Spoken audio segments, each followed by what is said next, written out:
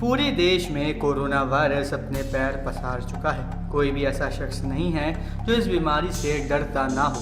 पिछले साल इस घातक बीमारी की पहली लहर ने बुजुर्गों को अपना निशाना बनाया और इस साल वायरस की दूसरी लहर ने नौजवानों को अपना निशाना बनाया। कोरोना की इस लहर ने पूरे देश में जैसे कोहराम ही मचा दिया था, लेकिन अब देश में कोरोना के बढ़ते मामलों की दरों में आई कमी से पूरे देश में एक सुकून का माहौल बना हुआ है।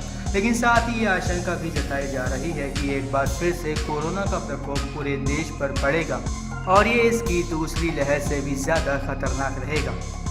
बड़ी बड़ी रिसर्च कंपनियों ने कोरोना की एक और लहर आने की संभावनाएं जताई हैं और ये लहर सबसे ज़्यादा 18 साल से कम उम्र वाले बच्चों पर अपना प्रभाव डालेगी, जिस वजह से सभी बच्चों के माता पिता को इस लहर से सावधान रहने की बहुत ही ज़्यादा आवश्यकता है।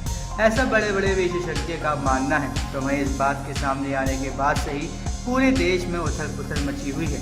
सरकार भी इस तीसरी लहर को लेकर काफ़ी ज़्यादा गंभीर है और जैसा इस साल दूसरी लहर में हुआ वैसा ना हो, उसके लिए केंद्र सरकार ने अभी ही बच्चों के इलाज के लिए नई गाइडलाइंस जारी कर दी है। स्वास्थ्य मंत्रालय की ओर से बच्चों में रेमडेसिविर इंजेक्शन का इस्तेमाल ना करने की सलाह दी गई है।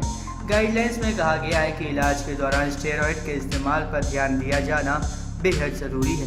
स्टेरॉयड्स का इस्तेमाल सही समय पर और सही मात्रा में किया जाना बेहद ज़रूरी है और इसे बिना स्पेशलिस्ट की सलाह के इस्तेमाल न करने की बात कही गई है। साथ ही सीटी स्कैन भी उचित तरीके से करने की सलाह दी गई है। विशेषज्ञों के मुताबिक देश में कोरोना की पहली लहर बुजुर्गों के लिए खतरा बनी थी, जबकि दूसरी लहर युवाओं के लिए खतरा साबित हुई थी।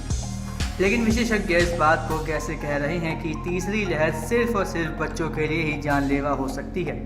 अगर तीसरी लहर ने बच्चों की जगह युवाओं और बुजुर्गों को अपना निशाना बनाया तो अगर तीसरी लहर ने तीनों वर्ग यानी बच्चे, युवा और बुजुर्ग तीनों को एक साथ निशाना बनाया तो फिर क्या करेगी सरकार?